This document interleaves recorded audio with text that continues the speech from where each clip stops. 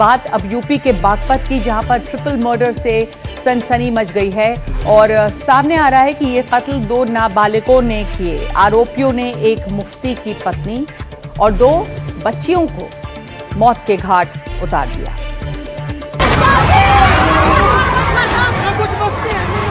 अब वो मेहरबानी करके हट जाइए। तिहरे हत्याकांड से सनसनी।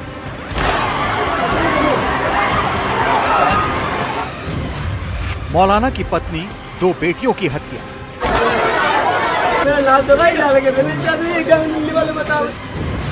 पढ़ाई में पिटाई तो कर डाली हत्या। अब आप लोग खुद ही देखिए, जो आ रहे वो रास्ता उठा रहा है, कोई मतलब ही बातों का। बागपत में तिहरा हत्याकांड होता है। यहाँ के गंगनौली गांव में एक मौलाना की पत्नी और उसकी 2 बेटियों की पीट कर हत्या कर दी जाती है। ये घटना दर्दनाक है और उससे भी ज्यादा हैरान करने वाला है इस हत्याकांड के पीछे का मकसद। यह खूनी खेल गांव की मस्जिद में खेला गया। मस्जिद में तालीम लेने आने वाले 2 नाबालिग छात्र इस हत्याकांड में पकड़े गए। बताया जा रहा है कि दोनों लड़कों को मुफ्ती साहब अक्सर पढ़ाते समय पीट देते थे।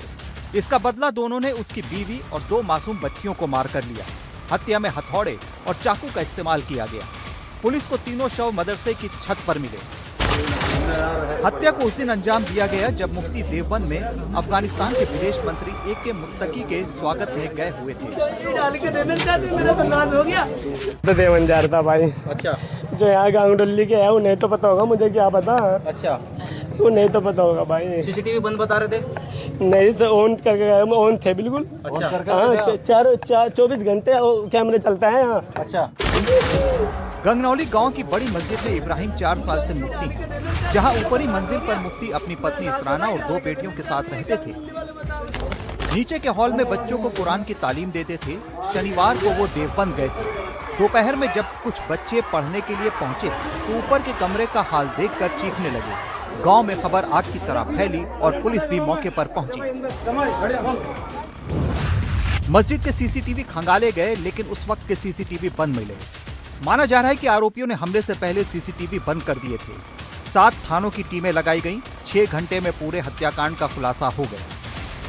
फील्ड यूनिट के द्वारा भी मौके से आवश्यक फिंगरप्रिंट्स और DNA साक्ष्य उठाए गए और लगातार जो 7 टीमें थी उन्होंने बड़े कम अवधि के अंदर वीडियोस को देख के 2 संदिग्धों को चिन्हित किया और जिनसे जब पूछताछ की गई तो ज्ञात हुआ कि ये दोनों बच्चे जो बाल अपचारी हैं, ये इसी मस्जिद के नीचे मौलवी से तालीम हासिल करते थे और मौलवी इनकी अक्सर पिटाई कर देता था, जिसके कारण क्षुब्ध होकर इन्होंने इस घटना को की योजना बनाई और ये घटना कारित की।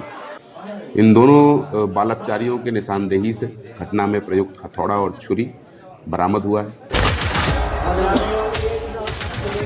शुरुआत में शक हुआ कि किसी करीबी ने यह हत्याकांड किया, लेकिन जो खुलासा हुआ उसने होश उड़ा दिए। हत्या के पीछे न लूटपाट थी, न पारिवारिक विवाद, बल्कि हत्यारे मुफ्ती से तालीम लेने आने वाले 2 नाबालिग छात्र निकले, जिन्होंने पिटाई का बदला लेने के लिए मुफ्ती के पूरे परिवार को ही खत्म कर दिया।